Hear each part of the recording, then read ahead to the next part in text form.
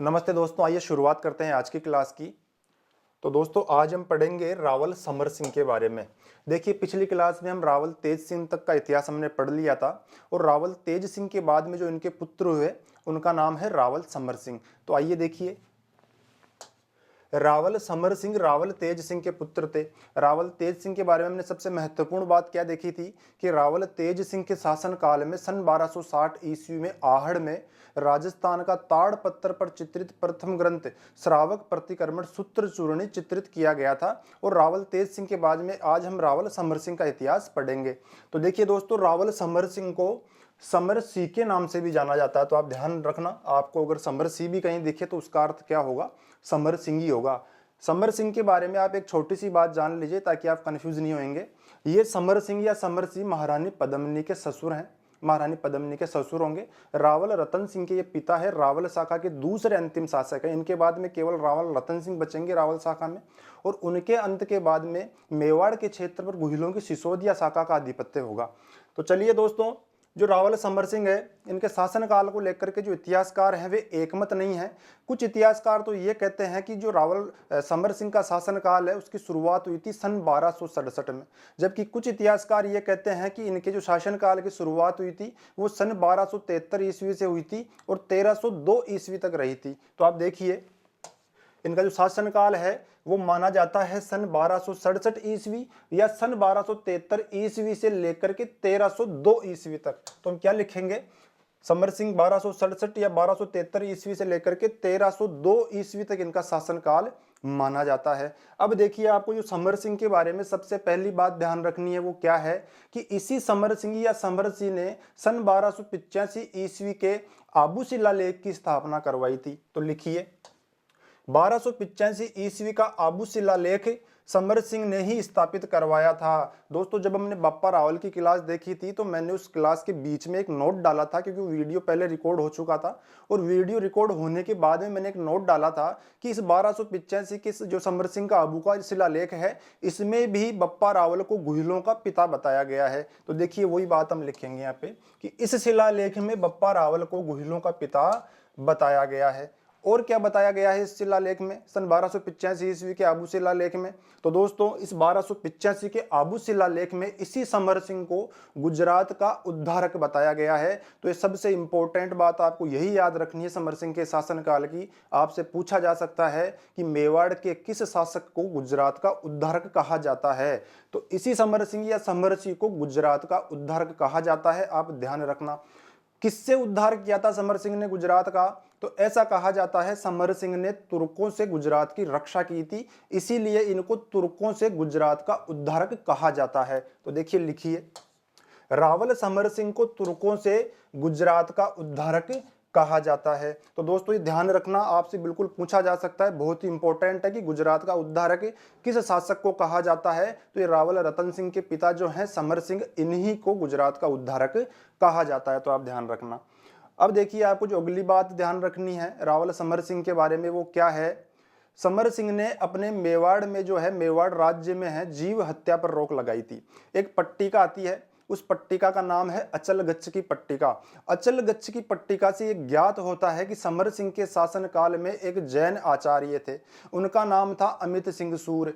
ऐसा कहा जाता है कि एक बार अमित सिंह सूर ने रावल समर सिंह को एक उपदेश दिया और उस उपदेश से प्रभावित होकर रावल समर सिंह ने अपने राज्य अर्थात मेवाड़ में जीव हत्या या जीव हिंसा पर रोक लगा दी थी। किसके कहने पर लगाई थी? जैन आचार्य अमित सिंह सूर के कहने से। तो देखिए, लिखिए, अचल गच्छ की पट्टिका से हमें यह ज्ञात होता है, अचल गच्छ की पट्टिका से यह ज्ञात होता है कि समर सिंह ने आचार्य अमित सिंह सूर के उपदेश से प्रभावित होकर अपने राज्य में जीव हिंसा या जीव हत्या पर रोक लगा दी थी। तो दोस्तों, आपको यह भी ध्यान रखना है कि मेवाड़ के किस शासक ने अपने राज्य में जीव हत्या पर रोक लगाई थी? तो किसने लगाई थी? समर सिंह या समर सिंह ने।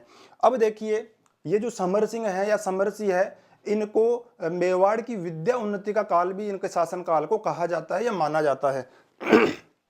तो देखिए, समर सिंह का शासन काल मेवाड़ की विद्या उन्नति के लिए भी जाना जाता है। तो आप ध्यान रखना, आपसे अगर पूछा जाए कि मेवाड़ के किस गुहिल शासक को मेवाड़ की विद्या उन्नति के लिए जाना जाता है, तो किसको जाना जाता है? समर सिंह को जाना जाता है। क्यों जाना जाता है? क्योंकि ऐसा कहा जाता है कि इनके दरबार में एक से एक विद्वान रहा करते थे। तो उन विद्वानों को लेकर भी आपसे क्वेश्चन पूछा जा सकता है। तो कौन कौन से विद्वान समर सिंह के दरबार में रहा करते थे? तो देखिए इनके समय के जो प्रसिद्ध विद्वान है वो कौन कौन है।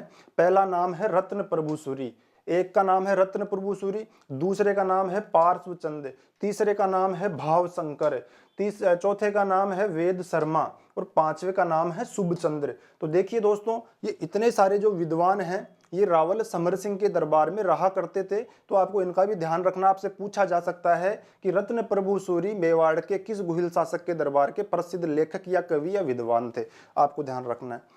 इसके अलावा क्या है कि इन्हीं समर सिंह के दरबार में कुछ प्रसिद्ध शिल्पी रहा करते थे। शिल्पी किसे कहते हैं? जो मूर्ति निर्माण किया करते हैं या जो भी निर्माण कार्य से संबंधित जो कारीगर अथवा मिस्त्री होते हैं उनको शिल्पी कहा जाता है। तो इनके दरबार में कुछ प्रसिद्ध शिल्पी भी रहा करते थे, कुछ कलाकार भी रहा करते थे। तो देखिए आप उनके बारे में भी लिखिए कि रावल समर सिंह के दरबार में जो प्रसिद्ध शिल्पी अथवा कलाकार रहा करते थे उनके नाम क्या क्या थे। तो देखिए जो पहला शिल्पी था उसका नाम था पदम सिंह। क्या नाम था? पदम सिंह। दूसरे का नाम था केल सिंह, तीसरे का नाम था शिल्पी केलन। क्या नाम था? शिल्पी केलन। चौथे का नाम था शिल्पी करमवीर, शिल्पी करमवीर, करम सिंह, शिल्पी करम सिंह। तो दोस्तों देखिए ये आदि शिल्पी इनके दरबार में रहा करते थे। इन शिल्पियों ने क्या किया था? देखिए रावल समर सिंह ने एक अभिलेख तो स्थापित करवाया था 1285 का आबू शिलालेख। इससे पहले इन्होंने एक 1273 ईस्वी में जब ये शासक बने थे तब एक और शिलालेख की स्थापना कराई थी। उस शिलालेख को कहा जाता है 1273 ईस्वी का चीरवा का शिलालेख। तो जो चीरवा की शिलालेख की स्थापना की थी ऐसा कहा जाता है कि इन्हीं विद्वानों ने, इन्हीं शिल्पियों ने की थी। तो आप ध्यान रखना 1273 ईस्वी के चीरवा शिलालेख की रचना में अपना अपना योगदान दिया था। किन किन ने दिया था? पदम सिंह, केल सिंह, शिल्पी केलन, शिल्पी करम सिंह। और इन विद्वानों ने ऐसे कहा जाता है कि ये जो विद्वान आपको दिख रहे हैं इन विद्वानों ने इस चीरवा शिलालेख की रचना की थी, जबकि इन्होंने इसको खोदा था या गोदा था। उस पे जो पट्टिका होती है, शिलालेख होती है, जो पत्थर होता है, पत्थर पे इन्होंने उसकी गुदाई की थी। तो आप ध्यान रखना दोस्तों कि चीरवा शिलालेख जब आप पढ़ेंगे शिलालेखों वाले टॉपिक में तो आप उसको रिलेट कर लेना वहां से जाकर के कि चीरवा शिलालेख इसी समर सिंह के शासनकाल की घटना है। वैसे तो हम विस्तार से जब शिलालेखों वाला टॉपिक पढ़ेंगे तो चीरवा शिलालेख के बारे में विस्तार से पढ़ने के लिए बहुत कुछ है। ये मैंने आपको केवल अभी इसीलिए बताया ताकि आप शिलालेखों वाले टॉपिक में इस चीज को रिलेट कर सको। तो दोस्तों एक बार आप इसका स्क्रीनशॉट लीजिए, फिर हम आगे चलेंगे।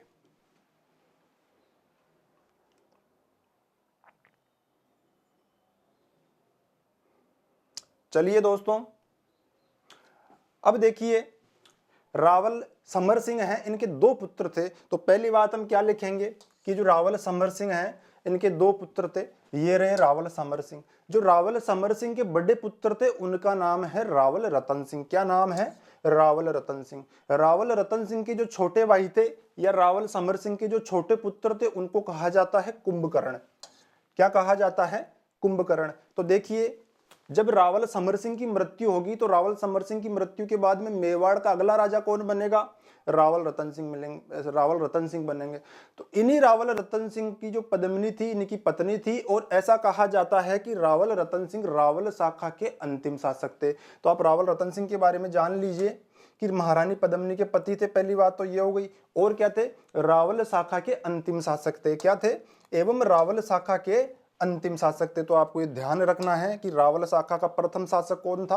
क्षेम सिंह रावल। और अंतिम शासक कौन हुआ? रतन सिंह रावल या रावल रतन सिंह। देखो आपको अगर रतन सिंह की जगह रतन सेन भी कहीं पे दिख जाए तो रतन सेन भी इन्हीं रावल रतन सिंह को कहा जाता है। तो आप कंफ्यूज मत होना रतन सिंह या रतन सेन को लेकर के। अब देखिए इनको जो छोटे पुत्र थे रावल समर सिंह के कुंभकर्ण, कुंभकर्ण के बारे में यह कहा जाता है कि जब रावल रतन सिंह मेवाड़ के राजा बने तो कुंभकर्ण मेवाड़ का राज्य छोड़ करके चले गए नेपाल और नेपाल में जाकर के अपने एक अलग राज्य की स्थापना, एक स्वतंत्र राज्य की स्थापना नेपाल में कर ली। और ऐसा माना जाता है कि जो नेपाल का राज परिवार है उसकी स्थापना इसी कुंभकर्ण ने की थी, जो कि रावल रतन सिंह के भाई थे या रावल समर सिंह के पुत्र थे। तो देखिए हम क्या लिखेंगे, नेपाल के शाही राज परिवार के संस्थापक कौन हुए? कुंभकर्ण हुए। तो आप नेपालियों को चिढ़ाया मत करो, नेपाली भी हमारे भाई हैं बेसिकली, आपको आज पता लगा होगा। तो नेपाली क्या है? हमारे भाई बंधु ही हैं। तो ठीक है दोस्तों, जो बातें हमने इधर करी एक बार हम इधर लिखेंगे। तो देखिए रावल समर सिंह की जब मृत्यु होगी तो अगला शासक कौन बनेगा?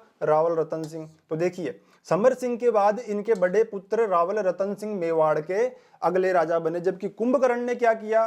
कुंभकर्ण ने नेपाल में जाकर के अपने एक अलग राज्य की स्थापना की। तो देखिए लिखिए, तथा छोटे पुत्र कुंभकर्ण ने नेपाल में अपने राज्य की स्थापना की। अब देखिए दोस्तों, समर सिंह की मृत्यु हो चुकी है और रावल रतन सिंह मेवाड़ के अगले राजा बन चुके हैं। तो आइए रावल रतन सिंह के बारे में हम शुरू करते हैं। देखिए समर सिंह की मृत्यु कब हुई थी, इनका शासनकाल कब तक रहा? 1302 ईस्वी।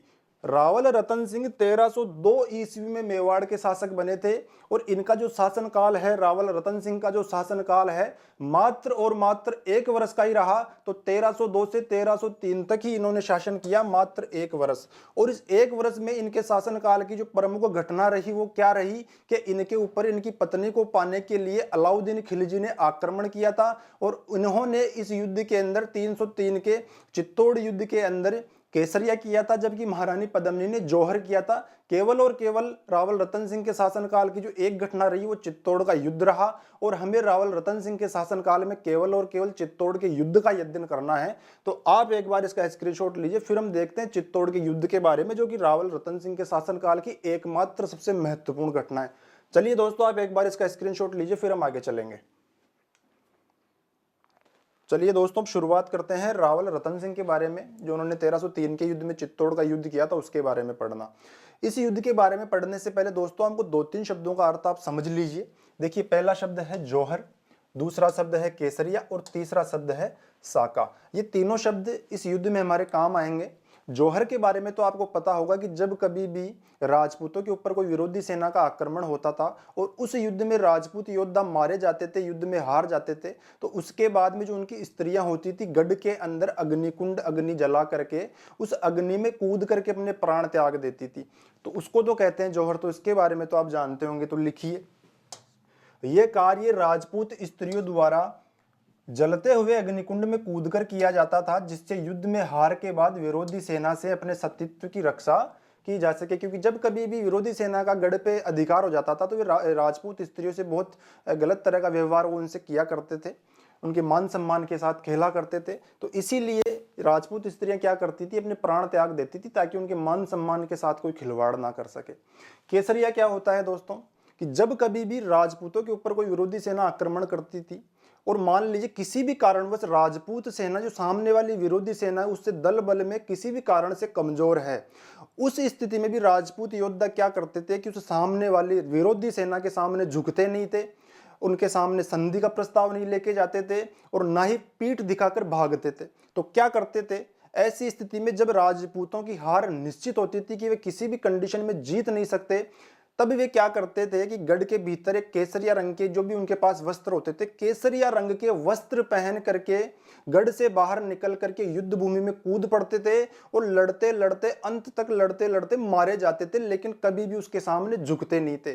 तो ये केसरिया वस्त्र पहनने का मतलब क्या होता था राजपूतों में, कि ये अंतिम युद्ध करने के लिए जा रहे हैं, मतलब आज के युद्ध में इनकी मृत्यु निश्चित है। तो उसी को कहते हैं केसरिया करना। तो दोस्तों लिखिए, इसमें राजपूत योद्धा अर्थात पुरुष केसरिया रंग के वस्त्र पहनकर युद्ध भूमि में आ जाते थे एवं आत्मसमर्पण करने की बजाय वीरता पूर्वक मृत्यु तक युद्ध करते थे। तो दोस्तों केसरिया का अर्थ आप समझ गए होंगे। जिस प्रकार से राजपूत स्त्रियां जौहर करती थी, उसी प्रकार से राजपूत योद्धा केसरिया करते थे, मर जाते थे लेकिन झुकते नहीं थे सामने वाली विरोधी सेना के सामने। अब देखिए, जो तीसरा शब्द है आपके सामने, शाका। शाका क्या होता है, जब कभी भी किसी युद्ध में, जब मान लीजिए विरोधी सेना का आक्रमण हो रहा है राजपूतों के ऊपर, तो उसमें क्या होता था कि राजपूत वीरों को जब ये लगता था कि इस युद्ध में हम जीत नहीं पाएंगे, लेकिन वे आत्मसमर्पण नहीं करते थे, तो क्या करते थे, केसरिया वस्त्र पहन करके युद्ध भूमि में आ जाते थे और अपनी स्त्रियों से यह कहते थे कि हे देवियों, आप गढ़ के भीतर जौहर कर लीजिए, हम जा रहे हैं केसरिया करने के लिए। जब जौहर एवं केसरिया एक साथ होता है तो इस घटना को, इस प्रक्रिया को साका कहा जाता है, जिसमें राजपूत वीर तो युद्ध करते करते मर जाते थे एवं राजपूत स्त्रियां जो होती थी गढ़ के भीतर अग्निकुंड में कूद करके अपने प्राण त्याग देती थी। तो इसको क्या कहते हैं, साका कहते हैं। जब केसरिया और जौहर एक साथ हो तो उसे क्या कहेंगे, साका कहेंगे। तो लिखिए, जब केसरिया एवं जौहर युद्ध के समय एक साथ किया जाता है तो उसे साका कहा जाता है। अब देखिए, ये जो चित्तौड़ का युद्ध होगा 1303 ईस्वी का रावल रतन सिंह एवं अलाउद्दीन खिलजी के मध्य, इसमें क्या क्या हुआ था? महारानी पद्मिनी ने तो जौहर किया था और उनके नेतृत्व में 1600 स्त्रियों ने, 1600 स्त्रियां भी महारानी पद्मिनी के साथ जौहर कुंड में कूद करके अपने प्राणों का उत्सर्ग उन्होंने कर दिया था। और रावल रतन सिंह के नेतृत्व में इसी युद्ध में केसरिया किया गया था। रावल रतन सिंह लड़ते लड़ते अंत तक लड़ते लड़ते मृत्यु को प्राप्त हुए थे, वीर गति को प्राप्त हुए थे। तो क्या हुआ था? जौहर भी हुआ था और केसरिया भी हुआ था, मतलब साका हुआ था। ऐसा कहा जाता है कि इस युद्ध को, जो इस युद्ध में 1303 के युद्ध में जो साका हुआ था, इस साके को मेवाड़ का प्रथम साका कहा जाता है। तो आप लिखिए मेवाड़ का प्रथम साका। 1303 के इस युद्ध में होने वाले साके को मेवाड़ का प्रथम साका कहा जाता है या मेवाड़ का प्रथम साका कहलाता है। दोस्तों ध्यान देना, मैंने कहा है मेवाड़ का प्रथम साका कहलाता है, ना कि राजस्थान का प्रथम साका। राजस्थान का प्रथम साका किसे कहा जाता है? तो दोस्तों 1303 से पहले चलिए आप 1301 में 2 साल पहले अलाउद्दीन खिलजी के विरुद्ध ही रणथंबोर के एक शासक थे, उनका नाम था हमीरदेव चौहान और उनकी रानी थी रंगदेवी। हमीरदेव चौहान एवं रानी रंगदेवी के नेतृत्व में 1301 ईस्वी में इसी अलाउद्दीन खिलजी के विरुद्ध राजस्थान का प्रथम साका गठित हुआ था। कहां पर? रणथंबोर के युद्ध में। तो दोस्तों आप लिखिए, राजस्थान का प्रथम साका अगर आपसे पूछ लिया जाए तो किसे कहते हैं? 1301 ईस्वी के रणथंबोर के युद्ध को। तो देखिए, लिखिए, नोट डाल करके हम लिखेंगे, राजस्थान का प्रथम साका 1301 ईस्वी के रणथंबोर के शासक हमीरदेव चौहान एवं उनकी रानी रंगदेवी ने अलाउद्दीन खिलजी के विरुद्ध युद्ध में किया था। खलनायक दोनों ही युद्धों में एक ही है, इसमें भी अलाउद्दीन खिलजी है, उसमें भी अलाउद्दीन खिलजी था, लेकिन जो नायक है वे कौन थे? रणथंबोर के शासक हमीरदेव चौहान के नेतृत्व में तो राजपूत चौहानों ने, राजपूत वीरों ने केसरिया किया था एवं हमीरदेव चौहान की जो रानी थी रंगदेवी, रंगदेवी के नेतृत्व में रणथंबोर की स्त्रियों ने जौहर किया था। तो वहां पर जौहर प्लस केसरिया दोनों एक साथ हुए थे, इसीलिए इसको राजस्थान का प्रथम साका कहा जाता है। और मेवाड़ का प्रथम साका किसे कहा जाता है? 1303 ईस्वी के चित्तौड़ के युद्ध को। तो आप ध्यान रखना, अगर आपसे मेवाड़ का साका पूछा जाए तो ये बताओगे, और आपसे अगर राजस्थान का प्रथम साका पूछा जाए तो आप ये हमीरदेव चौहान और रानी रंगदेवी वाला युद्ध के बारे में आप बताओगे। तो दोस्तों एक बार आप इसका स्क्रीनशॉट लीजिए, फिर हम आगे चलेंगे। चलिए दोस्तों, अब बात करते हैं कि अलाउद्दीन खिलजी ने वास्तव में चित्तौड़ पर आक्रमण किया क्यों था। आपने कई बार सुना होगा कि अलाउद्दीन खिलजी ने महारानी पद्मिनी को प्राप्त करने के लिए चित्तौड़ पर आक्रमण किया था, लेकिन वो पूरी तरह सत्य नहीं है। उसके अलावा भी कई ऐसे कारण हैं जो कि इतिहासकार मानते हैं। तो क्या क्या कारण मानते हैं इतिहासकार? तो देखिए, पहले तो हम क्या लिखेंगे कि अलाउद्दीन खिलजी के चित्तौड़ पर आक्रमण करने के कारण। जो विद्वान इतिहासकार हैं वे क्या कहते हैं कि अलाउद्दीन खिलजी ने चित्तौड़ पर आक्रमण इसलिए किया था क्योंकि वो चित्तौड़गढ़ दुर्ग पर कब्जा करना चाहता था। क्यों करना चाहता था? क्योंकि उस समय चित्तौड़गढ़ का सामरिक महत्व बहुत अधिक था। दूसरा कारण क्या था? चित्तौड़गढ़ को वो सैन्य उपयोग में लेना चाहता था। तीसरा कारण क्या था कि अलाउद्दीन खिलजी एक महत्वाकांक्षी शासक था और उसने एक साम्राज्य विस्तार की नीति अपना रखी थी, जिसके अंतर्गत वो चाहे जहां पर आक्रमण कर रहा था, अपने राजाओं, जितने भी राजा थे उस समय हिंदुस्तान में, वो सबको अपने अंडर में करना चाहता था। साम्राज्य विस्तार की नीति इसको कहा जाता है। तो इन 3 कारणों से अलाउद्दीन खिलजी ने चित्तौड़ पर आक्रमण किया था। तो देखिए, लिखिए एक बार, फिर हम समझेंगे। विद्वानों के अनुसार अलाउद्दीन खिलजी ने चित्तौड़ पर आक्रमण चित्तौड़गढ़ के सामरिक महत्व, उसके सैन्य उपयोग एवं अपनी साम्राज्य विस्तार की नीति के अंतर्गत किया था। दोस्तों, इस सामरिक महत्व क्या होता है? एक उदाहरण के माध्यम से इसको हम समझेंगे कि मान लीजिए जो आपका जो घर है जहां पर आप रहते हैं वो एक बड़े शहर में एक अच्छी कॉलोनी में मेन रोड पर है और कॉर्नर का प्लॉट है। कॉर्नर के प्लॉट की खासियत क्या होती है कि उसके 2 तरफ रोड होता है। तो आप क्या करेंगे, मान लीजिए आपने उस मकान को बनाने में 10 लाख रुपए लगाए। अब आप क्या करेंगे, जो मेन रोड है उसकी साइड तो आप दुकान खोल देंगे, दूसरा रोड है उससे आप घर में एंटर होने के लिए एंट्रेंस रख लेके और अपने घर के ऊपर 2-3 मंजिल और चढ़ा देंगे और उनको किराए पे चढ़ा देंगे, आप किराएदारों को उसमें रख लेंगे। तो देखिए उस लोकेशन का कितना सामरिक महत्व हुआ। आप दुकानें भी आपने खोल ली, आपने किराएदारों के लिए भी ऊपर स्पेस निकाल लिया, एक आपने बेसमेंट भी उसमें बना लिया, तो बेसमेंट भी चल रहा है किराए पे, एक आपने जिम भी खोल ली। तो उस लोकेशन का वो सामरिक महत्व है कि आपने 10 लाख रुपए लगाए थे लेकिन पता नहीं कितने ज्यादा आप कमा रहे हो। और आप एक 50 लाख रुपए लगा करके एक घर बनाइए किसी गांव में या किसी गली में, तब भी आपको वो घर इतनी इनकम नहीं देगा। क्यों? क्योंकि लोकेशन का जिस आपने गांव में बनाया है तो उस लोकेशन का इतना सामरिक महत्व नहीं है। सामरिक महत्व किस लोकेशन का है? शहर वाली का, मेन रोड वाली का और कॉर्नर का प्लॉट होना। तो जो चित्तौड़गढ़ है, चित्तौड़गढ़ का सामरिक महत्व कुछ इसी प्रकार का था कि ये ऐसी लोकेशन पर स्थित था कि इसको प्राप्त करने के कई फायदे अलाउद्दीन खिलजी को दिखे, इसीलिए अलाउद्दीन खिलजी चित्तौड़गढ़ पर अधिकार करना चाहता था। दूसरा कारण क्या है? उसके सैन्य उपयोग। अलाउद्दीन खिलजी ये चाहता था कि मैं चित्तौड़ पर अधिकार करके अपनी सेनाओं का एक आर्मी बेस कैंप यहाँ पे बिठा दूंगा। उससे क्या फायदा होगा कि चित्तौड़गढ़ से गुजरात पहुंचना बहुत आसान होता है, चित्तौड़गढ़ से मध्य प्रदेश पहुंचना बहुत आसान होता है। तो इन 2-3 राज्य जो भी इसके पड़ोसी राज्य हैं, अगर इनमें मान लीजिए कभी मेरे खिलाफ कोई विद्रोह हुआ तो मुझे अपनी सेनाएं जब मैं दिल्ली से भेजूंगा तो बहुत समय लग जाएगा, बहुत खर्चा भी उसमें आ जाएगा। और चित्तौड़गढ़ जब मेरे पास होगा तो मैं अपनी सेनाओं को तुरंत ही चित्तौड़ से गुजरात भेज दूंगा या तुरंत ही अपने चित्तौड़ से मालवा या मध्य प्रदेश में मैं भेज दूंगा। तो अलाउद्दीन खिलजी चित्तौड़गढ़ में अपना आर्मी बेस कैंप स्थापित करना चाहता था। तीसरा कारण क्या था? अपनी साम्राज्य विस्तार नीति। साम्राज्य विस्तार नीति क्या थी कि मुझे चाहिए चित्तौड़गढ़, कोई कारण नहीं है, चाहिए मुझे, बस मैंने अगर ठान ली तो मुझे चित्तौड़ चाहिए। इसको कहते हैं साम्राज्य विस्तार नीति। सभी राजाओं को अपने अंडर में लेना चाहता था, जितने भी हिंदुस्तान के बड़े बड़े राजा थे उनको सबको दबाए रखना चाहता था अलाउद्दीन खिलजी। तो देखिए हम बात करेंगे चित्तौड़गढ़ के सामरिक महत्व के बारे में। आपका जो मकान का उदाहरण देकर के मैंने समझाया वो तो मकान का सामरिक महत्व था। हम बात करेंगे कि चित्तौड़गढ़ का सामरिक महत्व क्या था। तो देखिए चित्तौड़गढ़ का सामरिक महत्व क्या था कि उस समय जो व्यापारिक मार्ग थे कई प्रदेशों के, जैसे कि गुजरात जाने वाला व्यापारिक मार्ग, मालवा मध्य प्रदेश जाने वाला व्यापारिक मार्ग, सिंध प्रांत जाने वाला व्यापारिक मार्ग, संयुक्त प्रांत जाने वाला व्यापारिक मार्ग, ये सभी व्यापारिक मार्ग उस समय चित्तौड़ के आगे से गुजरते थे।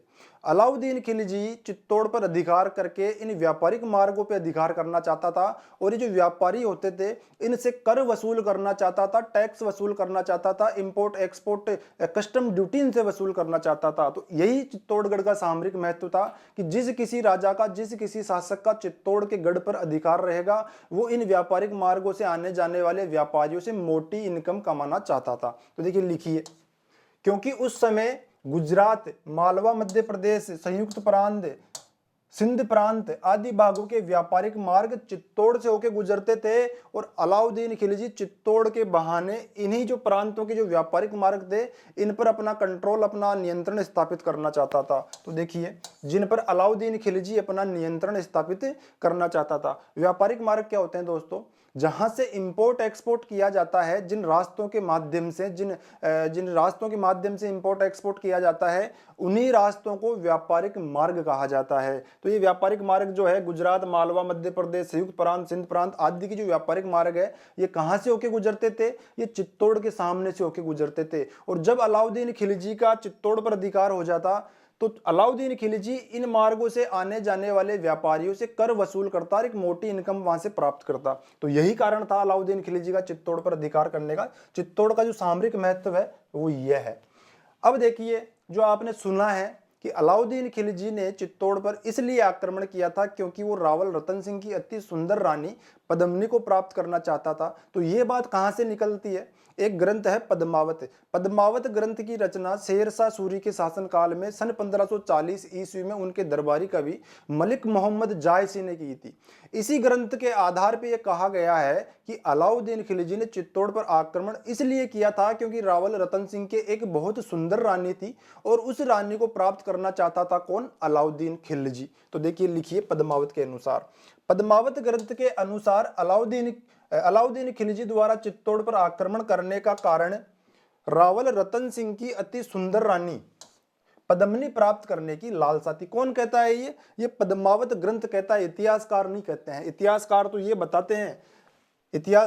बताते हैं ये सब, जबकि ये कौन कहता है कि पद्मिनी को प्राप्त करने के लिए आक्रमण किया था? पद्मावत नाम का ग्रंथ है। किसने इसकी रचना की थी? मलिक मोहम्मद जायसी ने। कब की थी? सन 1540 ईस्वी में। किसके दरबार में की थी? तो शेरशाह सूरी के दरबार में की थी। तो लिखिए पद्मावत ग्रंथ मलिक मोहम्मद जायसी द्वारा 1540 में शेरशाह सूरी के शासनकाल में लिखी गई थी। ये जो पद्मावत ग्रंथ, इसका ध्यान रखना 1303 की घटना है ये, जो आक्रमण हुआ था चित्तौड़ पर अलाउद्दीन खिलजी का। लेकिन पद्मावत कब लिखी गई? 1303 के बहुत समय बाद में, लगभग 1540 ईस्वी में। और किसके शासनकाल में? उस समय जो दिल्ली का शासक था शेरशाह सूरी, उसके शासनकाल में मलिक मोहम्मद जायसी ने पद्मावत ग्रंथ की रचना की थी।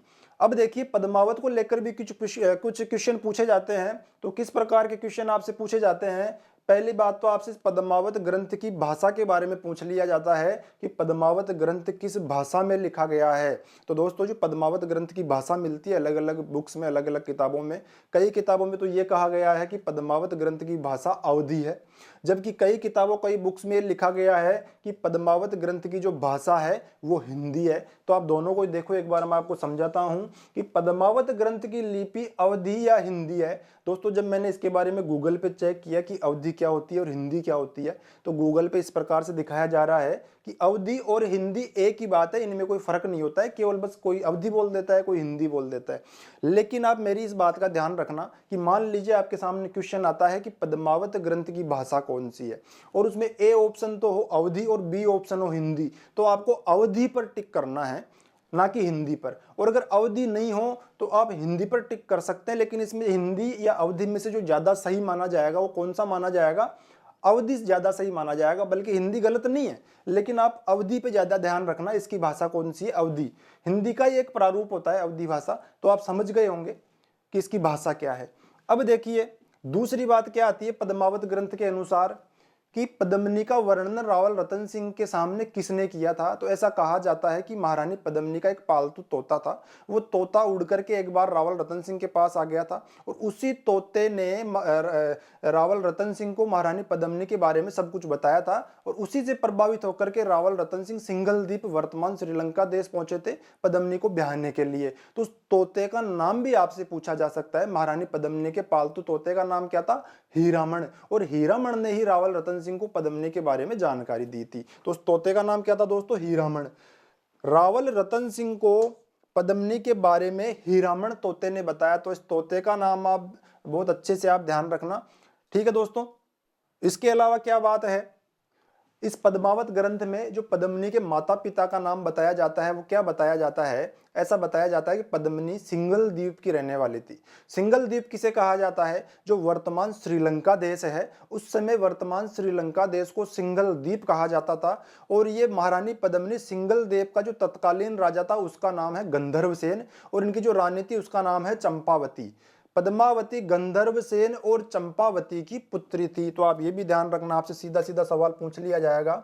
इस ग्रंथ के अनुसार पद्मिनी सिंघल द्वीप वर्तमान श्रीलंका के जो राजा थे गंधर्वसेन, और इनकी माता का नाम क्या था पद्मिनी का? चंपावती। गंधर्वसेन एवं चंपावती की पुत्री थी। तो आप महारानी पद्मिनी के माता पिता और देश का नाम भी ध्यान रखना। ये सीधे क्वेश्चन पूछे जाते हैं, मैं भी आपको समझाऊंगा थोड़ी देर बाद में। इसके अलावा आपको एक और नाम ध्यान रखना है, उसका नाम है राघव चेतन। एक तांत्रिक का नाम है। इस तांत्रिक का नाम आपको ध्यान क्यों रखना है? क्योंकि इसी की वजह से इस ग्रंथ के अनुसार ऐसा कहा जाता है राघव चेतन के कारण ही अलाउद्दीन खिलजी ने चित्तौड़ पर आक्रमण किया था। क्यों किया था? तो देखिए जो राघव चेतन नाम का तांत्रिक था, टोने टोटके करता था, रावल रतन सिंह के राज्य में रहा करता था। एक बार रावल रतन सिंह को इसके टोने टोटकों की जानकारी मिल गई, और रावल रतन सिंह ने इसको देश निकाला दे दिया। किसको? राघव चेतन नामक तांत्रिक को। इससे क्रुद्ध होकर राघव चेतन चला गया दिल्ली में अलाउद्दीन खिलजी के दरबार में, और वहां पर जाकर के राघव चेतन ने अलाउद्दीन खिलजी के सामने महारानी पद्मिनी की सुंदरता का वर्णन किया, जिससे कि अलाउद्दीन खिलजी चित्तौड़ पर आक्रमण करने के लिए तैयार हो गया, और महारानी पद्मिनी को पाने की उसने शपथ ले ली या ठान ली। इसीलिए इस राघव चेतन के बहकावे में आकर ही अलाउद्दीन खिलजी ने चित्तौड़ पर आक्रमण किया था। तो राघव चेतन का नाम भी आपको ध्यान रखना है। पद्मावत के अनुसार राघव चेतन नामक तांत्रिक ने अलाउद्दीन खिलजी के सामने पद्मिनी की सुंदरता का वर्णन कर अलाउद्दीन को चित्तौड़ आक्रमण के लिए उकसाया था। तो राघव चेतन नामक तांत्रिक का नाम भी आपको ध्यान रखना है। ये जो बातें हमने करी है नीचे में, जो पद्मावत ग्रंथ के अनुसार हमने बातें करी है, और ये जो बातें हैं ये कौन कौन कहते हैं? इतिहासकार कहते हैं। तो एक बार दोस्तों आप पहले इसका स्क्रीनशॉट लीजिए, फिर मैं आगे की बात आपको बताता हूं। देखिए दोस्तों हमने अभी बात करी है इतिहासकारों के मत क्या है अलाउद्दीन खिलजी के आक्रमण के। ये जो आपको दिख रहे हैं चित्तौड़ का सामरिक महत्व, अपने साम्राज्य विस्तार नीति, उसका सैन्य उपयोग, इस कारण से अलाउद्दीन खिलजी ने आक्रमण किया था, ऐसा कौन मानते हैं? हमारे इतिहासकार। जबकि पद्मावत ग्रंथ क्या कहता है कि अलाउद्दीन खिलजी ने इस जो तांत्रिक था राघव चेतन के बहकावे में आकर के महारानी पद्मिनी को प्राप्त करने के लिए चित्तौड़ पर आक्रमण किया था। तो देखिए दोस्तों मैं आपको आज सच्चाई बताता हूं थोड़ी सी पद्मावत ग्रंथ की। जो पद्मावत ग्रंथ में लिखा हुआ है, पद्मावत ग्रंथ ये कहता है कि चित्तौड़ में अलाउद्दीन खिलजी ने जब आक्रमण किया था तो पद्मिनी ने जौहर किया ही नहीं। पद्मावत ग्रंथ के अनुसार तो जौहर हुआ ही नहीं था। जौहर हुआ था ये कौन कहता है? हमारे राजस्थान के बड़े बड़े इतिहासकार। जबकि पद्मावत ग्रंथ ये कहता है कि जौहर नहीं हुआ था और कुछ हुआ था, घटना ही बदल जाती है थोड़ी सी। तो देखिए क्या हुआ था।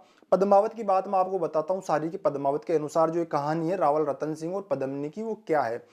तो देखिए हुआ ऐसा कि महारानी पद्मिनी जो कि सिंगल द्वीप वर्तमान श्रीलंका की रहने वाली थी, इनके पास एक पालतू तोता था। उस पालतू तोते का नाम क्या था? हीरामण।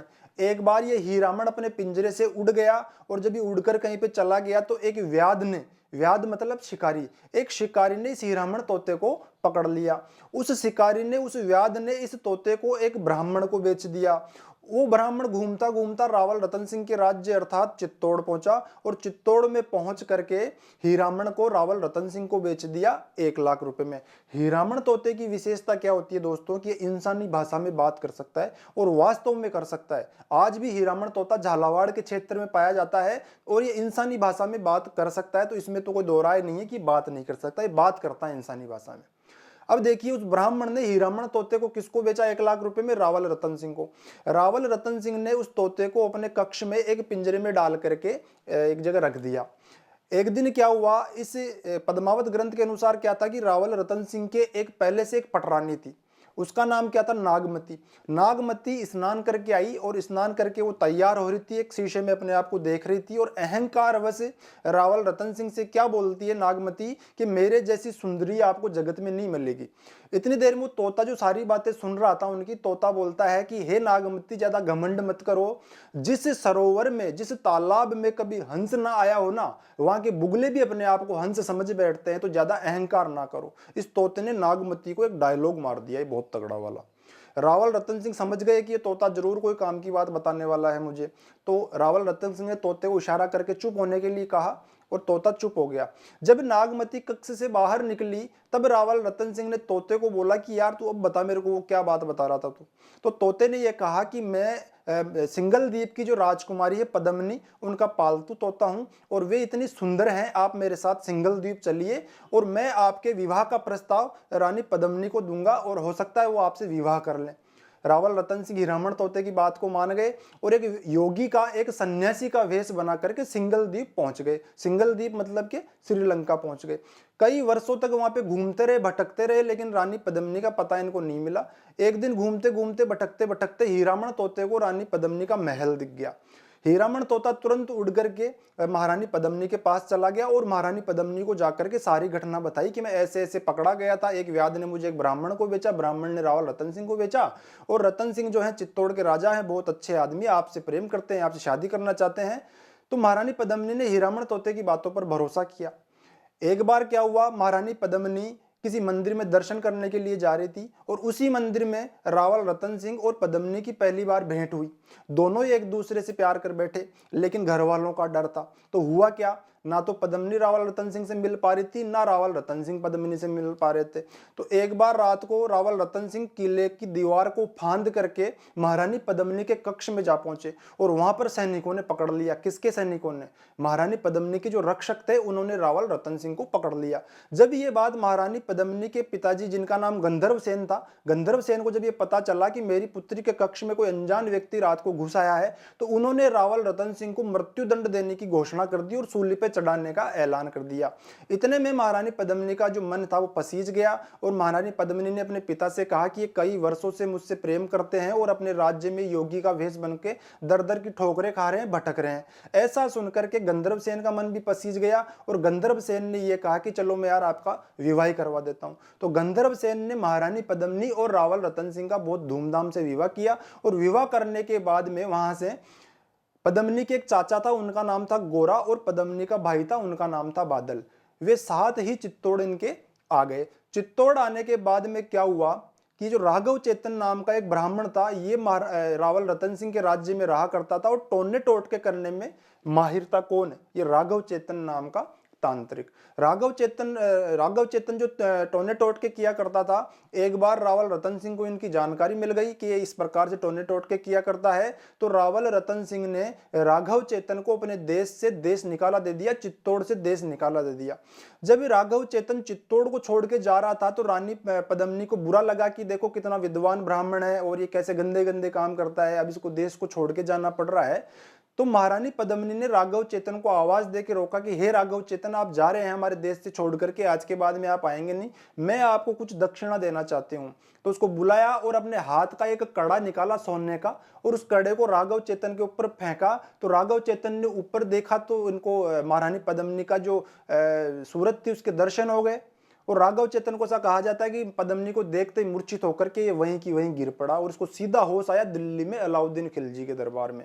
राघव चेतन पहुंचा अलाउद्दीन खिलजी के दरबार में और अलाउद्दीन खिलजी के दरबार में राघव चेतन ने पहुंच करके अलाउद्दीन के सामने महारानी पद्मिनी की सुंदरता का वर्णन किया, जिससे कि अलाउद्दीन खिलजी भी महारानी पद्मिनी पर मोहित हो गया और अलाउद्दीन खिलजी ने महारानी पद्मिनी को पाने की ठान ली और चित्तौड़ पे युद्ध किया। अलाउद्दीन खिलजी चित्तौड़ पर आक्रमण करने पहुंचा तो आक्रमण करने से पहले अलाउद्दीन खिलजी ने 8 वर्षों तक, पद्मावत ग्रंथ के अनुसार 8 वर्षों तक चित्तौड़ का घेरा डाला, लेकिन 8 वर्षों तक रावल रतन सिंह ने चित्तौड़गढ़ दुर्ग के दरवाजे नहीं खोले।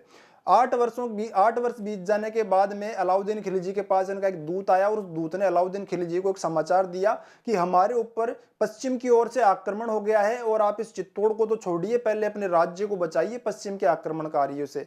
तो अलाउद्दीन खिलजी ने अपने एक दूत के माध्यम से रावल रतन सिंह के पास अपना संदेश भेजा कि हमें आपसे युद्ध नहीं करना है और ना ही आपसे किसी प्रकार का कोई बैर रखना है, हम आपसे एक बार भेंट करना चाहते हैं, आपसे मिलना चाहते हैं, कृपया आप हमसे मिलिए। रावल रतन सिंह उस दूत की बात को मान करके अलाउद्दीन खिलजी को चित्तौड़गढ़ दुर्ग में अपने आने दिया और चित्तौड़गढ़ दुर्ग में उनका स्वागत किया। अलाउद्दीन खिलजी का स्वागत किया किसने? रावल रतन सिंह ने। फिर ऐसा हुआ कि जब अलाउद्दीन खिलजी चित्तौड़गढ़ दुर्ग में आ गया तो रावल रतन सिंह ने इनका सत्कार किया, खूब सम्मान किया और दोनों जने शतरंज खेलने के लिए बैठे। रावल रतन सिंह एवं अलाउद्दीन खिलजी शतरंज खेलने के लिए बैठे।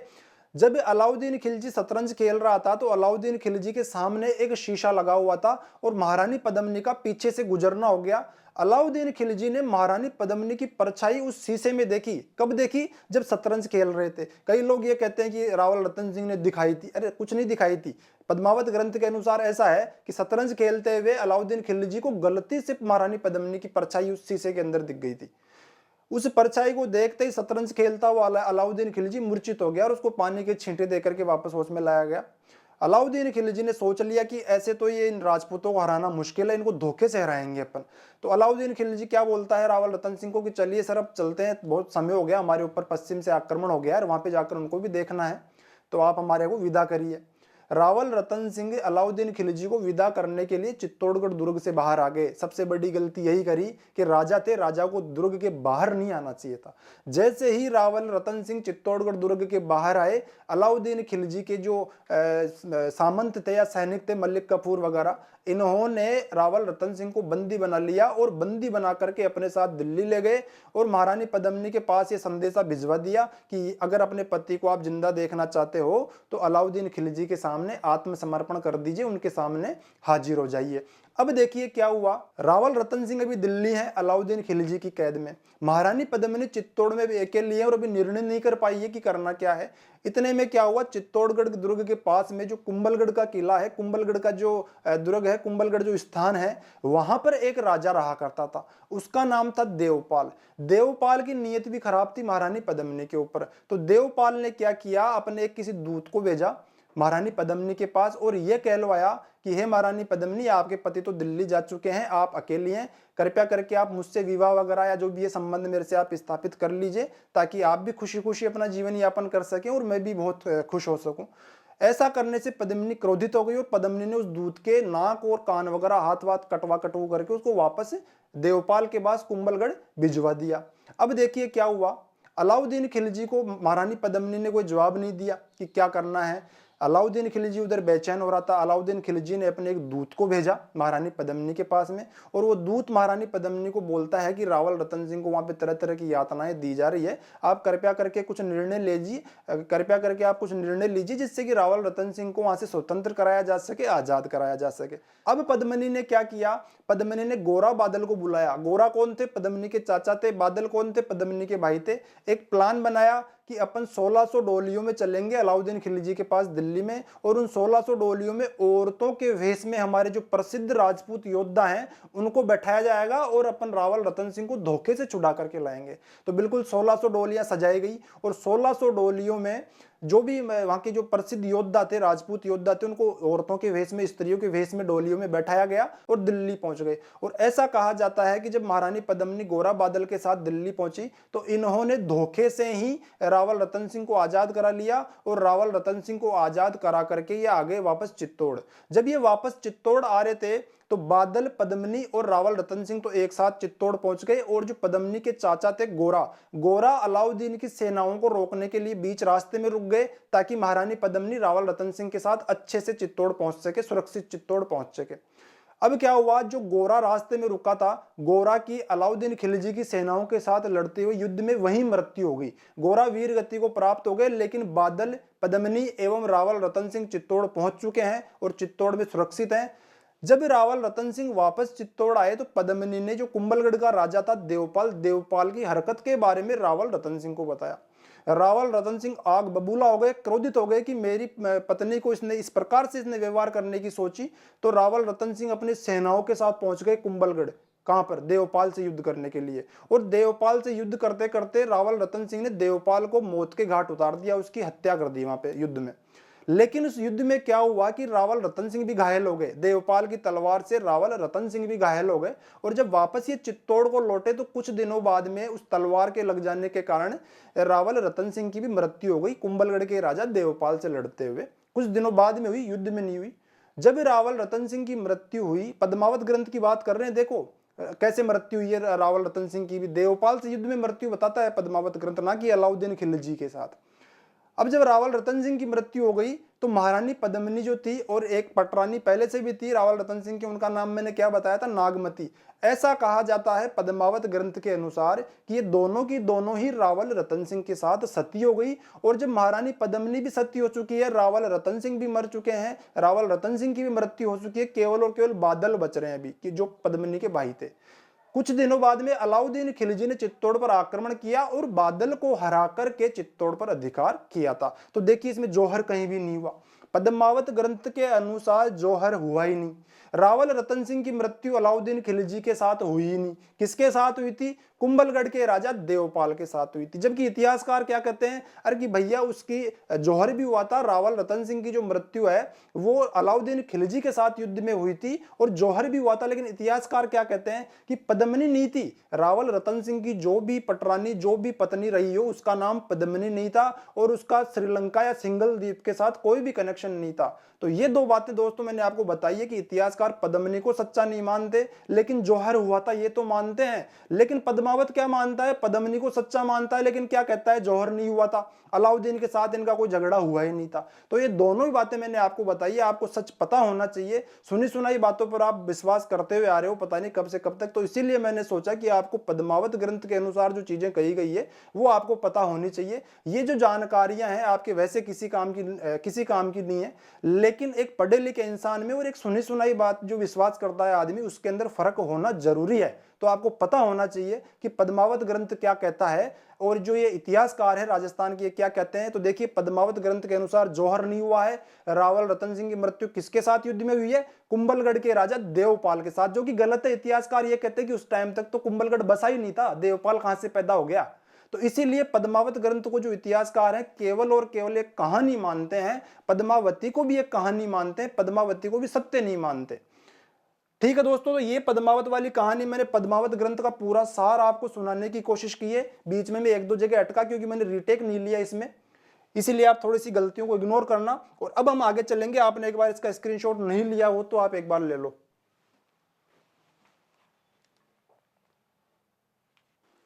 चलिए दोस्तों, अब हम बात करते हैं 1303 के इस युद्ध के बारे में कि युद्ध किस प्रकार से हुआ था। अब इतिहासकारों का कॉन्सेप्ट हम देखेंगे कि इतिहासकार क्या मानते हैं।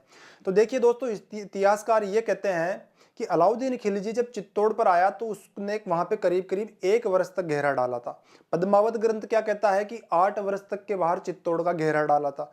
कुछ इतिहासकार ये भी कहते हैं कि इसने 6 महीने तक वहां पे घेरा डाला था। तो आप कुछ भी मान लीजिए, क्योंकि ये घेरा हमारे लिए पूछा नहीं जाएगा कितने वर्ष तक डाला था, लेकिन इस घेरे डालने के कारण जो परिस्थिति उत्पन्न हुई वो हमारे लिए महत्वपूर्ण है। जब अलाउद्दीन खिलजी ने घेरा डालने का मतलब क्या होता है, चारों तरफ से चित्तौड़गढ़ दुर्ग को घेर लिया। इस घेरा डालने से क्या हुआ कि बाहर के लोग बाहर रह गए, अंदर के लोग अंदर रह गए। तो जाहिर सी बात है, गढ़ के भीतर जो सुख सुविधाएं थी वो कम थी, सुविधाओं की कमी थी, खाने पीने की वस्तुएं कम थी, तो उनकी कमी हो गई। और जब खाने पीने की वस्तुओं की, जरूरी वस्तुओं की कमी हो गई, तो जाहिर सी बात है भूखे तो नहीं मरा जा सकता। तो राजपूत वीरों ने क्या किया कि जब उनके पास अब गढ़ के दरवाजे खोलने के अलावा कोई विकल्प नहीं बचा, तो उन्होंने केसरिया वस्त्र पहन करके अपनी औरतों से, अपनी स्त्रियों से ये कहा कि हे देवियों, हम तो केसरिया करने के लिए जा रहे हैं और आप भी अपना मान बचाने के लिए जौहर की अग्नि को प्रज्वलित कर लीजिए और जौहर कर लीजिए, नहीं तो हमारे मरने के बाद में ये अलाउद्दीन खिलजी और इसकी सेना आपके साथ बहुत बुरा व्यवहार कर सकती है। इसीलिए आप भी जौहर करके अपने प्राणों को उत्सर्ग कर दीजिए, हम भी अपने प्राण उत्सर्ग करने के लिए केसरिया करने हेतु जा रहे हैं। जब राजपूत वीरों के पास युद्ध करने के अलावा कोई चारा नहीं बचा, तो गढ़ के दरवाजे उन्होंने खोल दिए और युद्ध भूमि में आकर के अलाउद्दीन खिलजी के साथ वीरता पूर्वक युद्ध करते हुए एक एक करके परलोक को सिधारते गए, क्योंकि जीत नहीं सकते थे। अलाउद्दीन खिलजी की सेना के सामने रावल रतन सिंह की सेना बहुत छोटी थी, तो जीतने की तो कोई संभावना नहीं थी, लेकिन फिर भी इन्होंने हार नहीं मानी, संधि नहीं करी, आत्मसमर्पण नहीं किया और पीठ दिखा करके नहीं भागे, युद्ध किया वीरता पूर्वक, भले ही मारे गए। जब धीरे धीरे राजपूत वीर मरते गए, मृत्यु को प्राप्त होते चले गए, और जब गढ़ के अंदर ये सूचनाएं दूत ने पहुंचाई महारानी पद्मिनी के पास, तो महारानी पद्मिनी के नेतृत्व में से कहा जाता है कि 1600 स्त्रियों ने, महारानी पद्मिनी के अलावा 1600 स्त्रियों ने जो चित्तौड़ के अंदर जौहर कुंड है, उस जौहर कुंड की अग्नि में कूद करके अपने प्राण त्याग दिए थे। और ये घटना कब की है, ऐसा कहा जाता है कि महारानी पद्मिनी ने 26 अगस्त 1303 को जौहर किया था। तो ये जो डेट है, ये डेट हमारे लिए महत्वपूर्ण है। और जौहर करने का कॉन्सेप्ट कौन मानते हैं, यहाँ के इतिहासकार मानते हैं, लेकिन वे ये कहते हैं कि वो पद्मिनी नहीं रही होगी, रावल रतन सिंह की कोई दूसरी रानी रही होगी, लेकिन चलो इसको पद्मिनी मान लो आप और जौहर भी मान लो। तो देखिए, लिखिए जो मैंने बात करी है, कब हुआ था जौहर, 26 अगस्त 1303 को। तो हमें यही बातें लिखनी है जो मैंने आपको बताई है। जब राजपूत वीरों के पास युद्ध करने के अलावा कोई विकल्प नहीं बचा, तो राजपूत वीरों ने क्या किया, केसरिया रंग के वस्त्र पहनकर अंतिम युद्ध करने के लिए युद्ध भूमि में कूद पड़े। केसरिया रंग के वस्त्र पहनने का मतलब क्या हुआ, केसरिया करने का उन्होंने निश्चय किया। तो देखिए, उन्होंने केसरिया बाना, बाने का मतलब क्या होता है, वस्त्र, उन्होंने केसरिया बाना वस्त्र पहनकर मृत्यु तक युद्ध करने का संकल्प लिया। और साथ ही इनकी जो स्त्रियां थी, इन्होंने क्या किया, महारानी पद्मिनी के नेतृत्व में जौहर करने के लिए चित्तौड़ में जो जौहर कुंड है उसकी अग्नि को प्रज्वलित कर लिया कि जब अगर हमारे जो ये राजपूत योद्धा अगर मारे गए युद्ध में, तो फिर हम भी जौहर कर लेंगे। तो उन्होंने भी जौहर की अग्नि को तैयार करके रेडी रख लिया। तो देखिए, साथ ही वीरांगनाओं ने गढ़ के भीतर जौहर की अग्नि को प्रज्वलित कर लिया। लेकिन धीरे धीरे क्या हुआ, राजपूत योद्धा वीरता पूर्वक युद्ध करते, क्योंकि जीत नहीं सकते थे। अलाउद्दीन खिलजी की सेना बहुत बड़ी थी, तो रावल रतन सिंह के जीतने के चांस तो मतलब ना के बराबर थे। तो देखिए, युद्ध में हार निश्चित होने के बावजूद राजपूत वीर रावल रतन सिंह के नेतृत्व में युद्ध भूमि में कूद पड़े। धीरे धीरे राजपूत वीर वीरता से युद्ध करते हुए युद्ध में वीर गति को प्राप्त होते चले गए। और जैसे ही महारानी पद्मिनी को यह समाचार मिला कि रावल रतन सिंह की मृत्यु हो चुकी है, तो महारानी पद्मिनी ने गढ़ के दरवाजे अच्छे से बंद करके और जौहर कुंड की जो अग्नि थी उसमें प्रवेश किया और जौहर कर लिया। यह घटना मैंने कब की बताई थी आपको, 26 अगस्त 1303 की। तो आपके लिए ये जो तारीख है ये बहुत ही महत्वपूर्ण है। आपसे पूछा जा सकता है कि महारानी पद्मिनी ने जौहर किस तारीख को किया था, तो 26 अगस्त 1303। तो देखिए, लिखिए, तत्पश्चात 26 अगस्त 1303 को रानी पद्मिनी एवं उनके साथ 1600 वीरांगनाओं ने जौहर कर लिया। और रावल रतन सिंह की मृत्यु किस दिन को हुई थी, तो जाहिर सी बात है 26 अगस्त 1303 को ही रावल रतन सिंह की भी मृत्यु हुई थी। तो ये आपको ध्यान रखना है दोस्तों, इसमें आपको यही देखना है, ये जो डेट है 26 अगस्त 1303, ये आपको बहुत अच्छे से ध्यान रखनी है। और कितनी स्त्रियों ने जौहर किया था महारानी पद्मिनी के साथ में? 1600 स्त्रियों या 1600 वीरांगनाओं ने महारानी पद्मिनी के साथ जौहर कुंड में प्रवेश किया था। तो देखिए दोस्तों, अब आप इसका स्क्रीनशॉट लीजिए। महारानी पद्मिनी के जौहर होने के बाद में अलाउद्दीन खिलजी का अधिकार चित्तौड़गढ़ दुर्ग पे हो जाता है। तो आप एक बार इसका स्क्रीनशॉट लीजिए, फिर हम आगे चलेंगे। अब देखिए, हमने बात की थी कि महारानी पद्मिनी के चाचा कौन थे? गोरा, और इनके भाई कौन थे? बादल।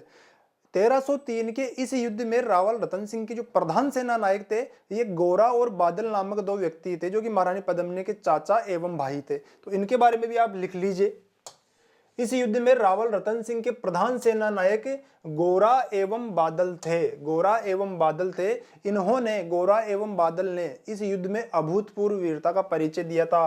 किनके अनुसार दिया था? इतिहासकारों के अनुसार। जबकि जो पद्मावत में क्या कहा गया है कि गोरा की मृत्यु तो बहुत पहले हो गई थी, जब ये दिल्ली से रावल रतन सिंह को छुड़ा के ला रहे हैं, लेकिन अपने को इतिहासकारों की बात माननी है। इतिहासकार क्या कहते हैं कि गोरा और बादल की मृत्यु यहाँ इस युद्ध में हुई थी। पद्मावत की बात अलग है, मैंने आपको समझा थी। पद्मावत तो गोरा को पहले ही मतलब इनकी मृत्यु की बात को बता देती है, लेकिन इतिहासकार ये बोलते हैं कि गोरा और बादल की मृत्यु 1303 के युद्ध में हुई थी। ठीक है दोस्तों, गोरा कौन थे? पद्मिनी के चाचा थे। बादल कौन थे? पद्मिनी के भाई थे। तो ये बात भी आप लिख लीजिए, गोरा पद्मिनी के चाचा थे एवं बादल पद्मिनी के भाई थे। तो दोस्तों आपको ये ध्यान रखना है। अब देखिए, जो ज्यादातर इतिहासकार हैं वे क्या कहते हैं कि पद्मिनी नाम की कोई महिला थी ही नहीं, लेकिन एक इतिहासकार ऐसे भी है जिनका नाम है डॉक्टर दशरथ शर्मा।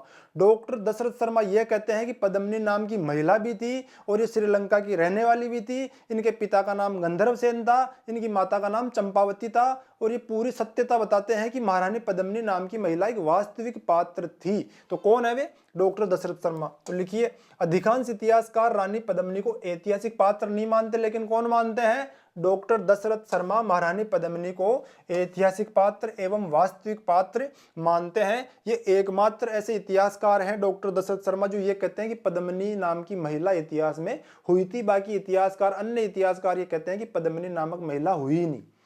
ठीक है दोस्तों, तो दशरथ शर्मा का आपको ध्यान रखना है। अब देखिए, जब ये 1303 का युद्ध चल रहा था, इस युद्ध में अलाउद्दीन खिलजी के पास एक कवि रहते थे, उनका नाम था अमीर खुसरो। अमीर खुसरो भी इस 1303 के युद्ध में मौजूद थे और चित्तौड़ आए हुए थे। तो देखिए हम क्या लिखेंगे, अलाउद्दीन खिलजी के चित्तौड़ आक्रमण के समय अमीर खुसरो भी अलाउद्दीन के साथ इस युद्ध में मौजूद थे, उपस्थित थे। ऐसा कहा जाता है कि इस 1303 के चित्तौड़ युद्ध का आंखों देखा वर्णन इस अमीर खुसरो ने अपने एक ग्रंथ में लिखा है, और उस ग्रंथ को कहा जाता है तारीख ए अलाही। तो देखिए, लिखिए, अमीर खुसरो ने अपने ग्रंथ तारीख ए अलाही में इस युद्ध का आंखों देखा वर्णन लिखा है। तो बहुत ही इंपॉर्टेंट है आपके लिए। अमीर खुसरो ने कौन सा ग्रंथ लिखा है? तारीख ए अलाई। और तारीख ए अलाई में अमीर खुसरो ने चित्तौड़गढ़ के युद्ध का आंखों देखा वर्णन लिखा है। तारीख ए अलाई के बारे में आप एक बात और ध्यान रखना, कंफ्यूज मत होना, कि इसी तारीख ए अलाई का एक और नाम भी है, एक दूसरे नाम से भी इसको जाना जाता है। तारीख ए अलाई को ख्वाजाइन उल फुतुह भी कहा जाता है। तो आप ध्यान रखना, तारीख ए अलाई को खजाइन उल फुतुह भी कहा जाता है। चाहे तारीख ए अलाई कह लो, चाहे खजाइन उल फुतुह कह लो, बात एक ही है। तो इसमें आप कंफ्यूज मत होना, विशेष तौर पे इसका ध्यान रखना। अमीर खुसरो का ग्रंथ कौन सा है? खजाइन उल फुतुह, चाहे तारीख ए अलाई। इसका जो ज्यादा नाम चलता है वो कौन सा चलता है? तारीख ए अलाई। खजाइन उल फुतुह नाम का ज्यादा उपयोग नहीं किया जाता है, लेकिन एग्जाम में आपको कंफ्यूज करने के लिए वहां पे खजाइन उल फुतुह भी दिया जा सकता है। आपसे पूछा जा सकता है कि अलाउद्दीन खिलजी के किस लेखक ने अपने ग्रंथ खजाइन उल फुतुह में चित्तौड़गढ़ युद्ध का आंखों देखा वर्णन लिखा है? तो वहां पे आप कंफ्यूज मत हो ना। अलाउद्दीन खिलजी का कौन सा लेखक है? अमीर खुसरो। अमीर खुसरो का एक ग्रंथ खजाइन उल फुतुह है। इसी को क्या कहा जाता है? तारीख ए अलाई, या तारीख ए अलाई को क्या कहा जाता है? खजाइन उल फुतुह। ठीक है दोस्तों, तो आप एक बार इसका स्क्रीनशॉट लीजिए, फिर हम आगे चलेंगे।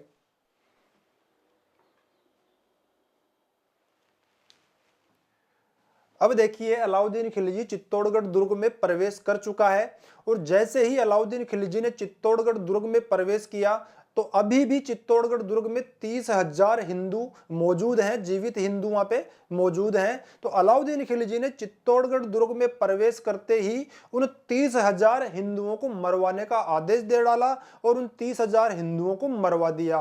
तो देखिए पहला काम क्या किया अलाउद्दीन खिलजी ने। अलाउद्दीन खिलजी ने चित्तौड़गढ़ जीतने के बाद गढ़ में रहने वाले 30,000 हिंदुओं का कत्ले-आम करवा दिया, उनको मरवा दिया। अब देखिए दूसरा काम क्या किया।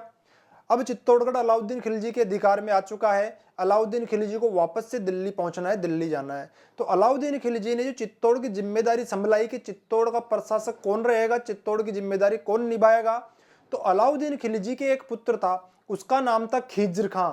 अलाउद्दीन खिलजी ने चित्तौड़ की जिम्मेदारी, चित्तौड़ का प्रशासक अपने पुत्र खिज्र खान को नियुक्त कर दिया और अपने पुत्र के नाम पे ही चित्तौड़गढ़ दुर्ग का नाम बदलकर खिजराबाद रख दिया। तो देखिए दोस्तों ध्यान देना क्या क्या किया अलाउद्दीन खिलजी ने। इस युद्ध में जीतने के बाद अलाउद्दीन खिलजी ने चित्तौड़ का प्रशासक क्या होता है दोस्तों, जैसे कि हमारा कोई व्हाट्सएप ग्रुप होता है जो उसका एडमिन होता है, उसी को प्रशासक कहा जाता है कि ग्रुप में कौन रहेगा, किस प्रकार के मैसेज होंगे, किसको रिमूव करना है, किसको ऐड करना है। तो वैसे ही प्रशासक को अंग्रेजी में क्या कहा जाता है, एडमिनिस्ट्रेटर। तो अलाउद्दीन खिलजी ने चित्तौड़ का एडमिनिस्ट्रेटर या प्रशासक किसको नियुक्त किया, अपने पुत्र खिज्र खान को। चित्तौड़गढ़ की जिम्मेदारी कौन संभालेगा अब, खिज्र खान, जो कि कौन है, अलाउद्दीन खिलजी का पुत्र। और क्योंकि अलाउद्दीन खिलजी के पुत्र का नाम क्या था, खिज्र खान, तो इसीलिए अलाउद्दीन खिलजी ने यह ऐलान किया कि आज के बाद में चित्तौड़गढ़ का दुर्ग खिजराबाद के नाम से जाना जाएगा। उसने चित्तौड़गढ़ दुर्ग का नाम बदल करके खिजराबाद रख दिया। तो यह भी बहुत महत्वपूर्ण है, चित्तौड़ का नाम खिजराबाद रख दिया। अब देखिए ध्यान देना दोस्तों, थोड़ा कंफ्यूज हो गए। अलाउद्दीन खिलजी ने अपने पुत्र खिज्र खान को चित्तौड़ का प्रशासक कब नियुक्त किया था, युद्ध में जीतने के तुरंत बाद, अर्थात 1303 ईस्वी में। और ये खिज्र खान कितने दिनों तक, कितने सालों तक चित्तौड़ का प्रशासक रहा, तो इसके बारे में आप विशेष तौर पे ध्यान रखना। ये खिज्र खान सन 1311 ईस्वी तक चित्तौड़ का प्रशासक बना रहा। तो दोस्तों ध्यान दीजिएगा, खिज्र खान सन 1311 ईस्वी तक मेवाड़ का प्रशासक बना रहा। अब देखिए ये जो अलाउद्दीन खिलजी ने चित्तौड़ का नाम बदलकर खिजराबाद रख दिया था, अपने पुत्र खिज्र खान को चित्तौड़ का प्रशासक नियुक्त किया था, इन सभी बातों की जानकारी हमें कहां से प्राप्त होती है, तो चित्तौड़गढ़ में एक दरगाह है, उस दरगाह को कहा जाता है धाबाई पीर की दरगाह। उस धाबाई पीर की दरगाह में एक फारसी अभिलेख लगा हुआ है। उसी फारसी अभिलेख के आधार पर इन सभी बातों का ज्ञान हमें प्राप्त होता है कि अलाउद्दीन खिलजी ने अपने पुत्र खिज्र खान को चित्तौड़ का प्रशासक नियुक्त किया था एवं चित्तौड़ का नाम बदल करके खिजराबाद रख दिया था। तो देखिए इसकी जानकारी हमें धाबाई पीर की दरगाह पर लगे फारसी अभिलेख से मिलती है। अब देखिए अलाउद्दीन खिलजी ने चित्तौड़ को जीतने के बाद में एक काम और किया था। वो क्या किया था, अलाउद्दीन खिलजी ने कुछ उपाधियां धारण की थी। तो जो पहली उपाधि धारण की थी अलाउद्दीन खिलजी ने, वो कौन सी की थी, सिकंदर सानी, अर्थात सिकंदर के समान। दूसरा अपने आप को क्या कहा कि मैं ईश्वर की छाया हूं। तीसरा क्या कहा कि मैं ही सूर्य हूं। और चौथा क्या कहा कि मैं ही संसार का रक्षक हूं। तो कुछ इस प्रकार की उपाधियां अलाउद्दीन खिलजी ने धारण करी।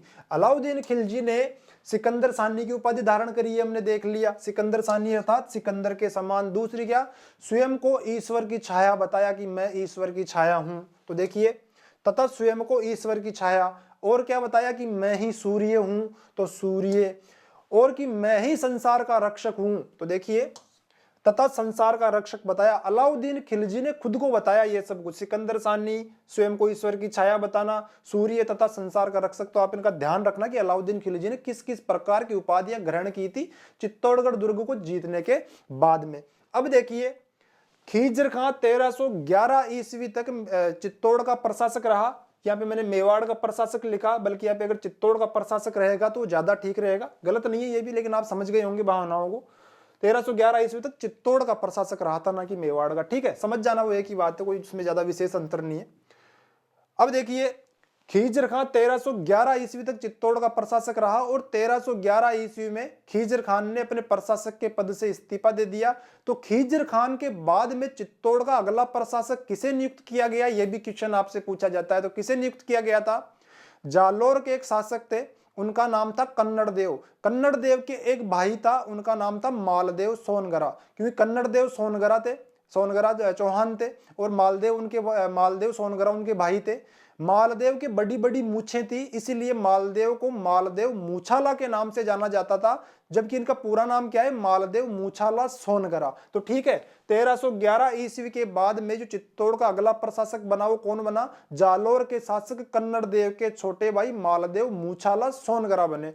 देखिए दोस्तों, लेकिन क्या हुआ, कुछ दिनों बाद में जो चित्तौड़ के स्थानीय लोग थे उन्होंने मालदेव मूछाला सोनगरा की हत्या कर दी थी। उससे वे नाप्रसन्न थे, चित्तौड़ की जो प्रजा थी उनसे नाप्रसन्न थी, इसीलिए चित्तौड़ के स्थानीय लोगों ने मालदेव मूछाला सोनगरा की हत्या कर दी थी। और इस बात की जानकारी हमें कहां से प्राप्त होती है, फरिश्ता की पुस्तक से। तो देखिए लिखिए, 1311 ईस्वी में चित्तौड़ का किला खीजर खान से जालोर के शासक कन्नड़ देव के भाई कौन थे, मालदेव मूछाला सोनगरा को दिया गया।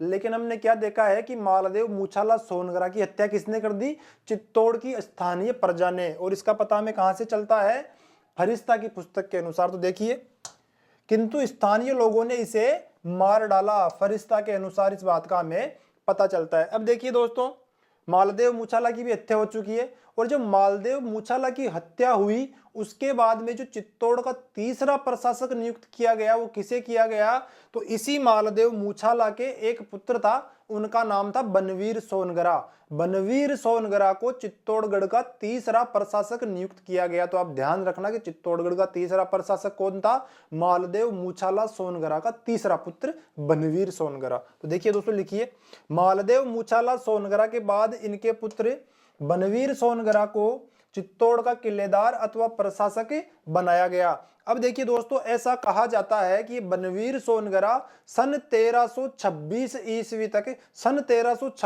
ईस्वी तक चित्तौड़ का किलेदार या प्रशासक बना रहा। और सन 1326 ईस्वी में राहप के जो वंशज थे, सिसोदिया शाखा के संस्थापक कौन थे, राहप के एक वंशज थे, उनका नाम था हमीर सिंह सिसोदिया। हमीर सिंह सिसोदिया ने इसी बनवीर सोनगरा को हरा करके चित्तौड़ पर अधिकार कर लिया और पुनः मेवाड़ पर गुहिल वंश की शाखा, जिसको सिसोदिया शाखा कहा जाता है, उसकी स्थापना करी। तो देखिए दोस्तों, लिखिए, 1326 ईस्वी में मेवाड़ के सिसोदिया शाखा के राणा हमीर सिंह सिसोदिया ने बनवीर को हरा कर चित्तौड़ पर अधिकार कर लिया। इस प्रकार मेवाड़ पर गुहिल वंश की सिसोदिया शाखा की स्थापना हुई। कब किया था, 1326। अच्छा, 326 लिख दिया दोस्तों मैंने, एक बार इसको 1326 करते हैं। देखिए, यह है 1326 ईस्वी में हमीर सिंह सिसोदिया ने इस बनवीर सोनगरा को हरा करके फिर से चित्तौड़ पर या मेवाड़ पर अधिकार करके अपने गुहिल वंश का शासन स्थापित किया था। किस प्रकार से किया था अभी हम आगे बात करेंगे, एक बार आप इसका पहले स्क्रीनशॉट लीजिए, फिर हम आगे चलेंगे। अब देखिए दोस्तों, ऐसा कहा जाता है कि जब अलाउद्दीन खिलजी चित्तौड़ विजय के बाद में पुनः दिल्ली लौट रहा था, तो अलाउद्दीन खिलजी को चित्तौड़ के दुर्ग में लगे अष्ट धातु के दरवाजे, जो मुख्य उसका दरवाजा था, वो काफी पसंद आया और अलाउद्दीन खिलजी ने उस दरवाजे को चित्तौड़गढ़ दुर्ग से निकलवा करके अपने साथ दिल्ली ले गया था। तो देखिए, लिखिए, अलाउद्दीन खिलजी चित्तौड़गढ़ दुर्ग पर लगे अष्ट धातु के दरवाजे को अपने साथ दिल्ली ले गया, लेकिन ये दरवाजे अलाउद्दीन खिलजी के काम में तो आए नहीं। जब मुगल सत्ता की स्थापना हुई तो एक मुगल शासक हुए शाहजहां ने इन दरवाजों को, चित्तौड़गढ़ के इन अष्ट धातु के दरवाजों को लाल किले में लगवाया था। तो आपको ध्यान रखना है, एवं इस दरवाजे को मुगल शासक शाहजहां ने लाल किले पर लगवाया था। अब देखिए, भरतपुर के एक जाट शासक होते हैं, उनका नाम है जवाहर सिंह। जवाहर सिंह ने कालांतर में एक बार लाल किले पर आक्रमण किया था और इस आक्रमण में जवाहर सिंह इस अष्ट धातु के दरवाजे को निकाल करके अपने साथ भरतपुर में ले आए। और भरतपुर का जो दुर्ग है, किला है, उसको क्या कहा जाता है, लोहागढ़। जवाहर सिंह ने इन दरवाजों को लाल किले से निकाला और भरतपुर ला करके लोहागढ़ दुर्ग में इनको लगवा दिया। तो देखिए हम क्या लिखेंगे, भरतपुर के जाट शासक जवाहर सिंह ने इस दरवाजे को लाल किले से निकाल लाए एवं इनको भरतपुर के लोहागढ़ दुर्ग में लगवा दिया। देखो इस दरवाजे का सफर देखो, चित्तौड़ से चला दिल्ली, दिल्ली से गया भरतपुर। ऐसा कहा जाता है कि वर्तमान में भी फिर ये जो दरवाजे हैं अभी तक भी ये चित्तौड़ का जो लोहागढ़ दुर्ग है, लोहागढ़ दुर्ग में ही लगे हुए हैं। तो आपको ध्यान रखना है कि वर्तमान में दरवाजे कहाँ लगे हुए हैं, चित्तौड़ के लोहागढ़ दुर्ग में। तो देखिए लिखिए, वर्तमान में ये दरवाजे भरतपुर के दुर्ग लोहागढ़ में ही लगे हुए हैं। इससे संबंधित क्वेश्चन भी पूछा जाता है दोस्तों, मैं आपको ऐसे ही नहीं करवा रहा, आपका समय खराब नहीं कर रहा हूं, इस दरवाजे से संबंधित क्वेश्चन पूछा जाता है। तो एक बार आप इसका स्क्रीनशॉट लीजिए, फिर हम चलेंगे आगे की ओर।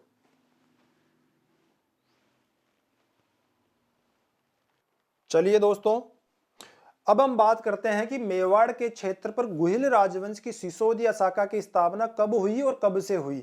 तो देखिए दोस्तों, मेवाड़ में सिसोदिया अथवा राणा शाखा का प्रारंभ कब से हुआ था, 1326 ईस्वी से लगाकर आज तक भी जो इनके शासक हैं वे सिसोदिया शाखा के ये, क्योंकि रावल शाखा का अंत रावल रतन सिंह की मृत्यु के साथ हो चुका है। तो अब देखिए, राणा शाखा अथवा सिसोदिया शाखा का जो प्रथम शासक था वो कौन था, उनका नाम था राणा हम्मीर। क्या, राणा हम्मीर।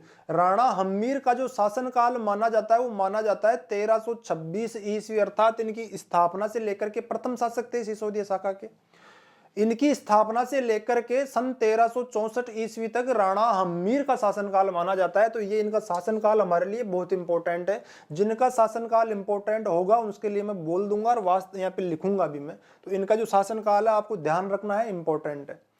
अब देखिए, सबसे पहली बात आती है कि राणा हम्मीर हैं कौन और कहां से आए थे। तो ये समझने के लिए हमें चौथी क्लास में चलना पड़ेगा। तो आइए एक बार देखिए, चौथी क्लास में जब हमने रण सिंह अथवा करण सिंह के बारे में पढ़ा था, तो हमने पढ़ा था कि रण सिंह अथवा करण सिंह के दो पुत्र हुए थे। इनका जो बड़ा पुत्र था उसका नाम था छेम सिंह, और छोटा पुत्र का जो नाम था वो था राहप। क्योंकि छेम सिंह रण सिंह के बड़े पुत्र थे, इसलिए रण सिंह की मृत्यु के बाद में छेम सिंह ही मेवाड़ के अगले राजा बने। और जब छेम सिंह मेवाड़ की राजगद्दी पर बैठे तो अपने नाम के आगे रावल नामक उपाधि का उपयोग करते हुए ये मेवाड़ की राजगद्दी पर बैठे थे। इसीलिए छेम सिंह को रावल शाखा का संस्थापक एवं रावल शाखा का प्रथम शासक माना जाता है। और कालांतर में जो रावल रतन सिंह हुए वे इसी छेम सिंह के वंशज हुए थे। और उनका अंत कब हो गया था, अलाउद्दीन खिलजी के विरुद्ध जो युद्ध हुआ था उसमें रावल रतन सिंह की मृत्यु हो गई थी। और चूंकि रावल रतन सिंह एवं महारानी पद्मिनी के कोई पुत्र नहीं था, इसीलिए रावल शाखा का अंत हो गया। अब देखिए, जो इनके छोटे पुत्र थे रण सिंह अथवा करण सिंह के, छेम सिंह के जो भाई थे छोटे भाई राहप को इनके जीवन यापन के लिए सिसोदा ग्राम की जागीर दी गई थी। जब रावल शाखा का अंत हो गया तो जो हम्मीर थे, राणा हम्मीर, इसी राहप के वंशज थे। और इन्होंने 1326 ईस्वी में अलाउद्दीन खिलजी द्वारा नियुक्त सामंत बनवीर सोनगरा को युद्ध में हरा करके पुनः अपने पूर्वजों की जो एक रियासत थी, मेवाड़ की रियासत, उस पर अधिकार किया। तो राणा हम्मीर कहां से आए थे, इस राहप के वंशज थे। तत्कालीन रावल रतन सिंह के समकालीन एक राजा थे, वो इनके समकालीन एक उनके भाई बंधु थे। तो आप समझ गए होंगे। अगर अभी भी आप नहीं समझे हो तो ये चौथी क्लास का कॉन्सेप्ट एक बार चौथी क्लास में आप जाकर के देख लो, 5-10 मिनट आपको लगेंगे। यहाँ पे आप कंफ्यूज मत होना, यहाँ पे बिल्कुल अपना कॉन्सेप्ट क्लियर रखना आप। चलिए दोस्तों, वापस चलते हैं। तो देखिए, राणा हमीर शासक बने 1326 ईस्वी में। इससे पहले थोड़ा सा एक बार पीछे चलते हैं कि अलाउद्दीन खिलजी ने एक बार मोटा मोटा तौर पे देखते हैं क्या क्या किया था। तो ये बातें हम देख चुके हैं, लेकिन मुझे आपको कुछ समझाना है, इसीलिए एक बार इनको वापस लिख रहा हूँ। देखिए क्या क्या देखा हमने तक। 1303 ईस्वी में अलाउद्दीन खिलजी ने चित्तौड़ जीतने के बाद पहले अपने पुत्र खीजर खान को चित्तौड़ का प्रशासक बनाया था। कब तक के लिए बनाया था, 1311 ईस्वी तक। खीजर खान के बाद उसके बाद मूछाला मालदेव सोनगरा को चित्तौड़ का अगला प्रशासक बनाया था। जब मूछाला मालदेव की हत्या चित्तौड़ की स्थानीय प्रजा ने कर दी थी, तो मूछाला मालदेव की बाद में किसको चित्तौड़ का अगला प्रशासक नियुक्त किया गया था, तो मूछाला मालदेव के पुत्र बनवीर सोनगरा को। ये भी हमने देख लिया। तो देखो, मूछाला मालदेव सोनगरा के बाद इनके पुत्र बनवीर सोनगरा को चित्तौड़ का किलेदार या प्रशासक बनाया गया था। तो देखो, इससे आपको क्या समझ में आया, जो आपसे हिडन क्वेश्चन पूछा जा सकता है वो क्या पूछा जा सकता है कि चित्तौड़ का जो दुर्ग है वो किस समय से लेकर के किस समय तक अलाउद्दीन खिलजी द्वारा नियुक्त सामंतों के अधिकार में रहा। तो कब से कब तक का रहा, 1303 ईस्वी से लेकर के राणा हमीर ने 1326 ईस्वी में बनवीर को हराया था। तो 1303 से 1326 ईस्वी तक जो चित्तौड़ का दुर्ग है, चित्तौड़ का गढ़ है, वो अलाउद्दीन खिलजी द्वारा नियुक्त सामंतों के अधिकार में रहा था। तो आपको ध्यान रखना है, इसीलिए दोबारा से लिखा है मैंने सब कुछ। देखो, इस प्रकार 1303 ईस्वी से लेकर के 1326 ईस्वी तक चित्तौड़ अलाउद्दीन खिलजी एवं चित्तौड़ में उसके द्वारा नियुक्त सामंतों के नियंत्रण में रहा था। इस समय का विशेष तौर पे ध्यान रखना और 1326 में से 1303 को घटाकर भी देख लेना कितने वर्षों का समय आता है। आपको वर्षों में भी इसका ध्यान रखना है भाई, कितने वर्ष तक जो चित्तौड़ है अलाउद्दीन खिलजी द्वारा नियुक्त सामंतों के अधिकार में रहा था। अब देखिए दोस्तों, सन 1316 ईस्वी में जो अलाउद्दीन खिलजी है इसकी मृत्यु हो गई थी। तो आपको यह भी ध्यान रखना है कि अलाउद्दीन खिलजी की मृत्यु 1316 ईस्वी में हो गई थी। जब 1316 ईस्वी में अलाउद्दीन खिलजी की मृत्यु हुई तो चित्तौड़ में जो इसके द्वारा नियुक्त सामंत थे उनमें फूट पड़ गई। हर कोई चित्तौड़ का प्रशासक बनना चाहता था, इसीलिए इनमें आपसी फूट पड़ गई। जब अलाउद्दीन खिलजी की मृत्यु का पता राणा हम्मीर को सिसोदा ग्राम में चला तो राणा हम्मीर ने चित्तौड़गढ़ जीतने की योजना बनाई और राणा हम्मीर ने सन 1326 ईस्वी में चित्तौड़गढ़ दुर्ग पर आक्रमण करके इस बनवीर सोनगरा को हरा करके अपनी गुहिल राजवंश की जो शाखा थी सिसोदिया शाखा, उसका शासन पुनः स्थापित कर दिया। तो आप ध्यान रखना, राणा हम्मीर ने सन 1326 ईस्वी में बनवीर को हराकर चित्तौड़ पर अधिकार किया था। और ये जो राणा हम्मीर है, राणा हम्मीर के पिता का नाम भी आपसे पूछा जा सकता है। इनके पिता का नाम था अरी सिंह, जो कि सिसोदा ठिकाने के जागीरदार थे, उसके मुखिया थे। तो देखिए हम क्या लिखेंगे, 1326 ईस्वी में मेवाड़ में अरी सिंह के पुत्र एवं सिसोदिया शाखा के संस्थापक राणा हमीर सिंह सिसोदिया ने किसको हरा करके चित्तौड़ पे अधिकार किया था? मूछाला मालदेव सोनगरा के पुत्र बनवीर सोनगरा को हराकर चित्तौड़ पर अधिकार किया था। तो देखिए दोस्तों, इस प्रकार से चित्तौड़ पर अथवा मेवाड़ पर गुहिल राजवंश की सिसोदिया शाखा की स्थापना हुई थी। तो हम ये लिखेंगे, इस प्रकार 1326 ईस्वी में सिसोदा ग्राम के जागीरदार राणा हम्मीर ने चित्तौड़ पर अधिकार कर मेवाड़ पर पुनः गुहिल वंश का शासन स्थापित किया था। अब देखिए, एक सबसे महत्वपूर्ण बात और रह गई है, उस पर ध्यान देना। अलाउद्दीन खिलजी की मृत्यु कब हुई? 1316 ईस्वी में। अलाउद्दीन खिलजी की मृत्यु के बाद में आपसे यह पूछ लिया जाता है कि जब राणा हमीर सिंह सिसोदिया ने चित्तौड़ पर सिसोदिया शाखा की स्थापना की थी, उस समय इनके समकालीन दिल्ली का शासक कौन था? तो देखो दोस्तों, उस समय तक तुगलक वंश की स्थापना दिल्ली पर हो चुकी थी और इनके समय का अर्थात राणा हमीर सिंह के समय का जो तत्कालीन शासक दिल्ली की गद्दी पर बैठा था वो कौन था? मोहम्मद बिन तुगलक। तो आप ध्यान रखना, दिल्ली पर इस समय मोहम्मद बिन तुगलक का शासन था जब राणा हमीर सिंह सिसोदिया ने मेवाड़ पर पुनः गुहिल वंश की स्थापना की थी, क्योंकि अलाउद्दीन खिलजी की मृत्यु 1316 ईस्वी में हो गई थी। तो दोस्तों, एक बार आप इसका स्क्रीनशॉट लीजिए, फिर हम आज की आखिरी स्लाइड की ओर चलेंगे।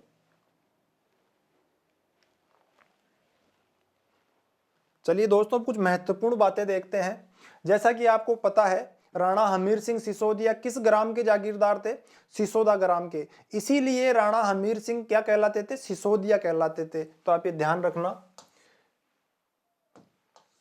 राणा हमीर के सिसोदा ग्राम के जागीरदार होने के कारण इन्हें सिसोदिया कहा जाता था। राणा हमीर एवं इनके बाद में जो भी मेवाड़ के अगले शासक हुए, वे सिसोदा ग्राम के जागीरदार होने के कारण क्या कहलाए? सिसोदिया कहलाए। और कौन सी उपाधि अपने नाम के आगे लगाने लगे? राणा की उपाधि। तो आपको यह भी ध्यान रखना है कि इनके पश्चात, किनके पश्चात? राणा हमीर के पश्चात मेवाड़ के सभी शासक सिसोदिया कहलाए जाने लगे एवं अपने नाम के आगे राणा की उपाधि का प्रयोग करने लगे एवं राणा की उपाधि अपने नाम से पहले लगाने लगे। अब देखिए दोस्तों, ऐसा कहा जाता है कि जब राणा हमीर सिंह सिसोदिया ने 1326 ईस्वी में पुनः मेवाड़ पर गुहिल राजवंश की स्थापना की, इनके इसी कार्य की वजह से राणा हमीर सिंह सिसोदिया को मेवाड़ का उद्धारक कहा जाता है। तो बहुत ही इंपॉर्टेंट आपसे पूछा जा सकता है कि मेवाड़ का उद्धारक किसे कहा जाता है? तो किसे कहा जाता है?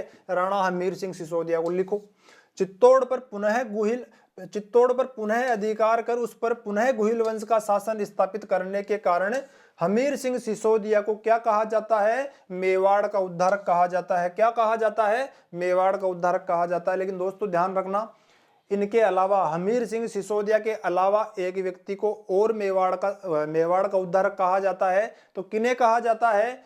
महाराणा प्रताप के जो मंत्री थे भामाशाह को भी मेवाड़ का उद्धारक कहा जाता है। तो आप ध्यान रखना, नोट लगा के लिखो, भामाशाह को भी मेवाड़ का उद्धारक कहा जाता है। कंफ्यूज मत हो ना, मेवाड़ का उद्धारक दो लोगों को कहा जाता है, हमीर सिंह सिसोदिया को एवं भामाशाह को। भामाशाह कौन थे? महाराणा प्रताप के मंत्री होंगे, आगे इनके बारे में हम पढ़ेंगे। अब देखो 1460 की एक प्रशस्ति आती है, उस प्रशस्ति को कहा जाता है कुंभलगढ़ प्रशस्ति। यह प्रशस्ति महाराणा कुंभा की प्रशस्ति है और इस प्रशस्ति में राणा हमीर सिंह सिसोदिया को दो उपाधियां दी गई है। कौन कौन सी? एक तो विषम घाटी पंचानन और एक वीर राजा। तो आप ध्यान रखना, महाराणा कुंभा ने अपनी 1460 की कुंभलगढ़ प्रशस्ति में राणा हमीर को कौन सी उपाधि दी है? विषम घाटी पंचानन एवं वीर राजा की उपाधि प्रदान की है। देखो, विषम घाटी पंचानन की एवं वीर राजा की उपाधि प्रदान की है। कर्नल जेम्स टोड ने राणा हमीर सिंह सिसोदिया के बारे में क्या कहा है?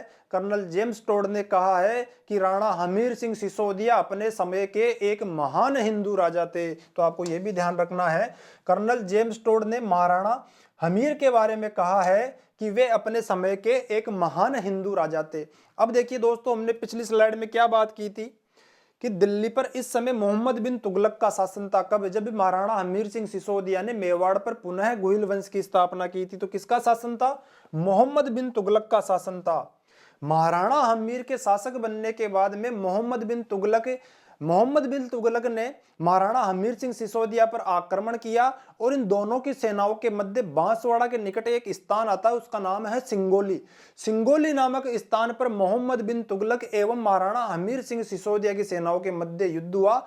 इसमें राणा हमीर सिंह सिसोदिया ने मोहम्मद बिन तुगलक को हरा दिया था। कौन से युद्ध में? सिंगोली के युद्ध में। सिंगोली कहां पर है? बांसवाड़ा के निकट। तो देखिए, राणा हमीर ने सिंगोली बांसवाड़ा के युद्ध में मोहम्मद बिन तुगलक की सेना को हराया था। इसके अलावा एक छोटा सा काम और किया था महाराणा या राणा हमीर सिंह सिसोदिया ने। देखिए दोस्तों, महाराणा और राणा का कॉन्सेप्ट क्या है कि जो जितने भी राजा हुए हमीर सिंह सिसोदिया के बाद में, महाराणा प्रताप तक ये केवल राणा की उपाधि लगाते थे। महाराणा प्रताप पहले ऐसे राजा थे जिन्होंने राणा के स्थान पे महाराणा की उपाधि का उपयोग किया। तो ये बार बार थोड़ा मुंह से महाराणा महाराणा निकलता है, जबकि महाराणा प्रताप से पहले सभी क्या रहेंगे? राणा रहेंगे। पहला महाराणा कौन होगा? महाराणा प्रताप होंगे। ठीक है दोस्तों, तो देखिए, इसके अलावा हमीर सिंह सिसोदिया ने और क्या कार्य किया था? हमीर सिंह सिसोदिया ने चित्तौड़ में एक मंदिर का निर्माण कराया था। उस मंदिर को क्या कहा जाता है? अन्नपूर्णा माता का मंदिर। तो ये भी आप ध्यान रख लेना कि चित्तौड़ में अन्नपूर्णा माता का मंदिर राणा हमीर सिंह सिसोदिया द्वारा बनवाया गया था। तो चलिए दोस्तों, आज की क्लास में इतना ही करेंगे और जब मैं ये वीडियो अपलोड करूंगा तो इस वीडियो के अपलोड होने के 48 घंटे के भीतर मैं आज तक की अपनी जितनी भी मेवाड़ की क्लासेज हुई है उनके सभी के PDF नोट्स में टेलीग्राम पे डाल दूंगा। आप टेलीग्राम को ज्वाइन करके, इसमें डिस्क्रिप्शन में आपको लिंक मिल जाएगा कहीं ना कहीं, टेलीग्राम को ज्वाइन करके आज तक के सभी PDFs आप प्राप्त कर सकते हैं। लेकिन 48 घंटे का समय आप बीत जाने दीजिए। 48 घंटे के बाद मुझे थोड़ा टाइम लग रहा है, उनको PDF में कन्वर्ट वगैरह करने में थोड़ा सा समय लग रहा है। तो 48 घंटे के भीतर मैं सभी PDFs को आपको टेलीग्राम पे उपलब्ध करवा दूंगा। चलिए दोस्तों, आप एक बार इसका स्क्रीनशॉट लीजिए। मिलते हैं अगली क्लास में जल्दी ही, तब तक के लिए नमस्ते।